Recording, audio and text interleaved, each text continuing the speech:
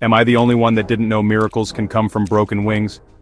Let's talk about resilience. I can't, they say, and it feels true. In their world, like stone it grew. Wounded butterflies drift by. With torn wings they cannot fly.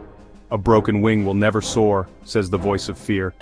Yet some choose a higher ground, fighting still though pain is found.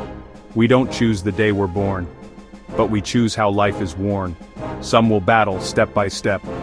Through the dark, through tears they've wept, in the mud and deepest night. A spark may stir, a flick of light, a quiet pause, a whispered call.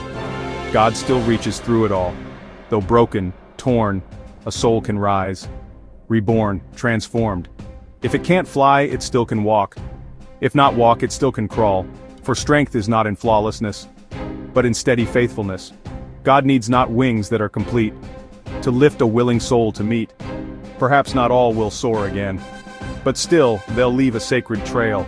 The worth is not in heights we reach, but in the fight to not retreat.